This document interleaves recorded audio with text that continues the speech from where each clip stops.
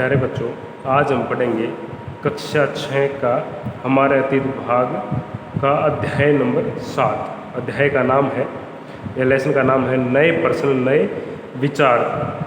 नए प्रश्न नए विचार। अब अभ्यास का प्रश्न नंबर 1 है, बुद्ध ने लोगों तक अपने विचार। इस लेसन में महात्मा बुद्ध और जैन धर्म के संस्थापक महावीर जैन के विषय में पढ़ेंगे। बुद्ध ने लोगों तक अपने विचारों का प्रसार करने के लिए किन किन बातों पर जोर दिया?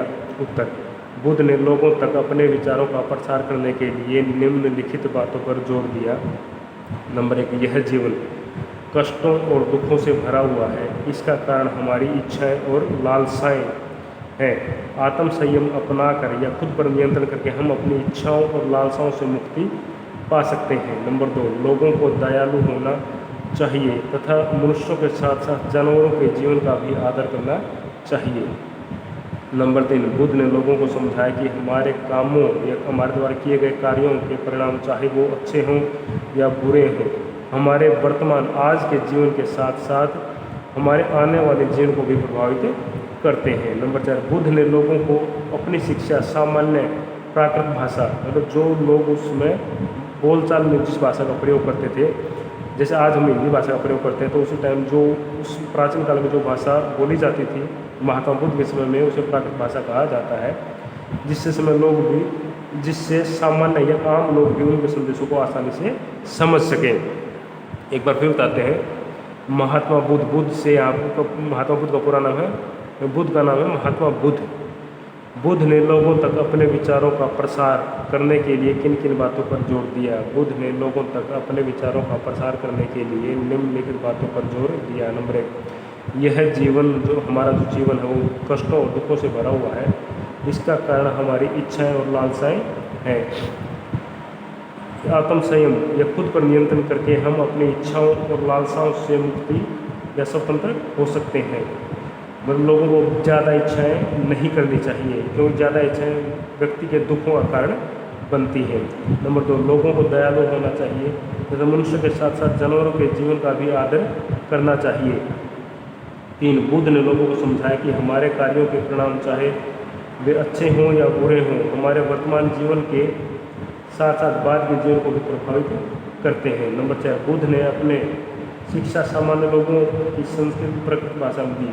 बुद्ध ने जो अपने उपदेश लोगों को वो सामान्य भाषा में या प्रकृत भाषा में दी, जिससे आम लोग भी उसको आसानी से समझ सकते थे। नंबर 4, महावीर की प्रमुख शिक्षाएं क्या थी? महावीर स्वामी महावीर का नाम है स्वामी महावीर। महावीर की प्रमुख शिक्षाएं, महावीर की प्रमुख शिक्षाएं निम्नलिखित। नंबर 1, सत्य को जानने या ईश्वर को जानने की इच्छा रखने वाले व्यक्ति को अब स्त्री या पुरुष को अपना घर बार सब कुछ छोड़ देना चाहिए। नंबर 2, प्रत्येक स्त्री पुरुष को अहिंसा के नियमों का सख्ती से पालन करना चाहिए, अर्थात किसी भी जीव को न तो कष्ट देना चाहिए और न ही उसकी हत्या करनी चाहिए। पॉइंट नंबर 2 एक बार भी, प्रत्येक स्त्री पुरुष को अहिंसा शब्द का होता है किसी भी व्यक्ति के साथ लड़ाई झगड़ा न करना या किसी भी जीव को हानि न पहुँचाना। प्रत्येक स्त्री और पुरुष को अहिंसा के नियमों का पालन करना चाहिए, अर्थात किसी भी जीव को न तो कष्ट दुख देना चाहिए और न ही उसकी हत्या करनी चाहिए, चाहे वो मनुष्य हो चाहे वो कोई भी जीव हो। नंबर 3, भोजन के लिए भिक्षा मांगकर सादा जीवन बिताना चाहिए और उनसे पूरी ईमानदार रहना चाहिए और चोरी नहीं करनी चाहिए। नंबर 4, ब्रह्मचर्य का पालन करना चाहिए तथा पुरुषों को वस्त्रों सहित सब कुछ त्याग कर देना चाहिए। ब्रह्मचर्य का होता है विवाह न करना। एक बार फिर बताते हैं आपको महावीर की प्रमुख शिक्षाएं। नंबर 1, सत्य जानने की इच्छा रखने वाले प्रत्येक स्त्री पुरुष को अपना घर बार छोड़ देना चाहिए। नंबर 2, प्रत्येक स्त्री और पुरुष को अहिंसा के नियमों का सख्ती से पालन करना चाहिए, अर्थात किसी भी जीव को न तो कष्ट देना चाहिए और न ही उनकी हत्या करनी चाहिए। नंबर 3, भोजन के लिए भिक्षा मांगकर सादा जीवन बिताना चाहिए, उन्हें पूरी तरह से ईमानदार रहना चाहिए और चोरी नहीं करनी चाहिए। नंबर 4, ब्रह्मचर्य का पालन करना चाहिए तथा उनके पुरुषों को वस्त्रों सहित सब कुछ त्याग कर देना चाहिए। आगे प्रश्न नंबर 5, अनघा एक लड़की थी। अनघा की माँ क्यों चाहती थी कि उनकी बेटी महात्मा बुद्ध की कहानी को जाने और तुम्हारा इसके बारे में क्या कहना है। वे अनघा की जो अनघा की लड़की है उसकी माता चाहती थी कि उसकी बेटी है महात्मा बुद्ध के जीवन के बारे में जाने, सारी बातें जाने। नंबर 3 उत्तर इसका, अनघा अपने विद्यालय या स्कूल की ओर से सैर पर जा रही थी। अनघा की माँ चाहती थी कि उसकी बेटी को भारत के महान संत गौतम बुद्ध या महात्मा बुद्ध के जीवन से जुड़े स्थानों को देखने का मौका मिले, ताकि उसके मन में भी सत्य, अहिंसा, ईमानदारी और त्याग का जीवन जीने की भावना जागृत या जाग सके। वह चाहते थे कि उसकी बेटी में भी, मन में भी सभी प्रकार के जीवों का सम्मान करने की भावना पैदा हो। इसलिए वह चाहते थे कि उसकी बेटी महात्मा बुद्ध से जुड़े स्थानों की यात्रा करे और उसके जीवन के बारे में जाने। आगे प्रश्न नंबर 6, क्या तुम सोचते हो कि दासों के लिए संघ वो स्थान होते थे जहाँ पर बौद्ध धर्म को मानने वाले लोग निवास या रहते थे। क्या तुम सोचते हो कि दासों के लिए, दास होते गुलाम के लिए संघ में प्रवेश करना आसान रहा होगा। तर्क से उत्तर दीजिए। उत्तर, महावीर तथा महात्मा बुद्ध ने ज्ञान प्राप्ति हेतु घर का त्याग करने वाले भिक्षु और भिक्षुणियों के रहने के लिए, भिक्षु भिक्षुणी होते हैं मतलब भिखारी या भिखारिण, जो व्यक्ति त्याग कर देते थे उन्हें भिक्षु या भिक्षुणी कहा जाता था। रहने के लिए आवास की व्यवस्था की थी जिन्हें संघ कहा जाता था। एक बार फिर कहते हैं, महावीर तथा महात्मा बुद्ध ने ज्ञान प्राप्ति के लिए घर छोड़ने वाले स्त्री और पुरुषों को भिक्षु और भिक्षुणी कहा जाता था।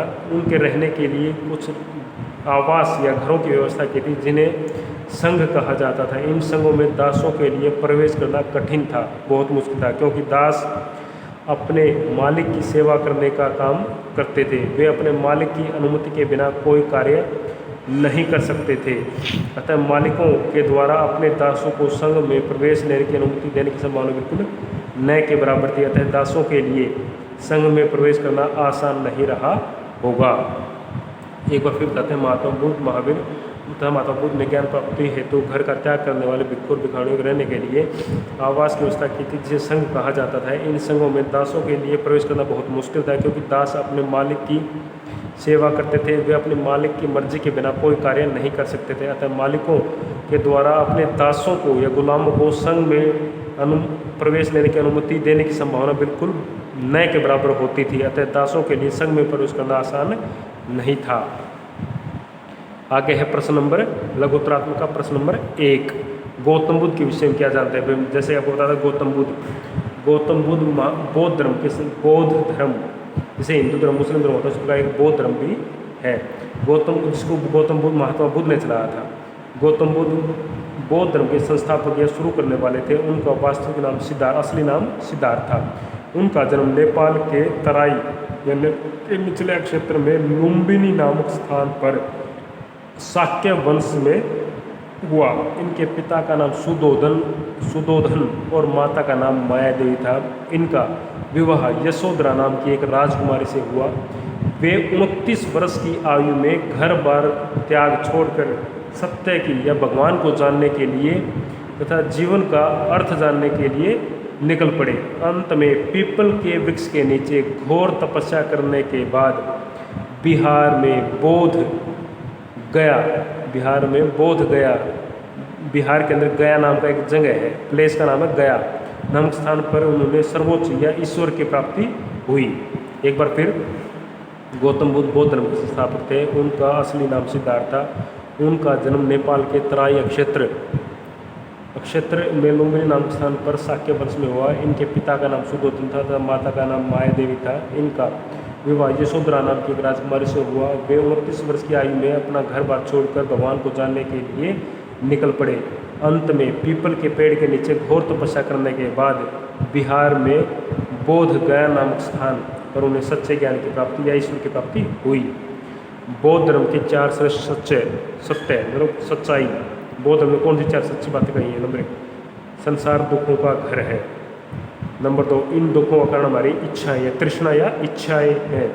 नंबर 3, तृष्णाओं का दमन करके, दमन मतलब इच्छाओं को हम छोड़कर या इच्छाओं पर कंट्रोल करने से मनुष्य दुखों से छुटकारा पा सकता है तथा निर्वाण होता मोक्ष भी प्राप्त कर सकता है। मोक्ष का अर्थ होता है मनुष्य का जन्म और मृत्यु के चक्कर से मुक्त हो जाना, अर्थात न तो उसका जन्म होगा और जन्म नहीं होगा तो उसकी मृत्यु भी नहीं होगी, इस अवस्था को मोक्ष कहा जाता है। नंबर 4, मनुष्य अष्टांगिक मार्ग पर चलकर ही 8 सिद्धांतों के, अष्टांगिक मार्ग होता है 8 सिद्धांतों के रास्ते पर चलकर अपनी इच्छाओं को छोड़ सकता है और सुख शांति प्राप्त कर सकता है। ये 8 मार्ग हैं: सत्य दृष्टि, सत्य भाव, सत्य भाषण, सत्य व्यवहार, सत्य निर्वाह, सत्य प्रयत्न, सत्य विचार और सत्य समाधि। आगे है आपका प्रश्न नंबर दीर्घोत्तर का प्रश्न नंबर 2। जैन धर्म के संस्थापक कौन थे? मान्यता के अनुसार जैन धर्म के संस्थापक प्रथम तीर्थंकर आदिनाथ थे। मान्यता के अनुसार, जैसे हमारा विश्वास है, जैन धर्म के संस्थापक मतलब जैन धर्म की शुरुआत करने वाले पहले तीर्थंकर आदिनाथ थे, लेकिन जैन धर्म का वास्तविक विकास उनके 24वें तीर्थंकर महावीर स्वामी ने किया था। इसलिए वास्तविक रूप से स्वामी महावीर को ही जैन धर्म का संस्थापक माना जाता है। उनका जन्म 540 ईसा पूर्व में बिहार के वैशाली में हुआ। उनके पिता का नाम सिद्धार्थ था तब माता का नाम त्रिशला था। उनका स्वयं का जन्म उनके स्वयं बचपन का नाम वर्धमान था। इनका विवाह यशोदा नाम की एक राजकुमारी के साथ हुआ, किंतु 30 वर्ष की आयु में इन्होंने अपना घर बार छोड़कर सन्यासी बन गए। 42 वर्ष की आयु में 12 साल की घोर तपस्या के बाद इनको ज्ञान प्राप्त हुआ। ज्ञान प्राप्ति के लिए जिन अथवा विजेता कहा जाने लगा। 72 वर्ष की आयु में पावापुरी में इनकी मृत्यु हो गई। आगे है प्रश्न नंबर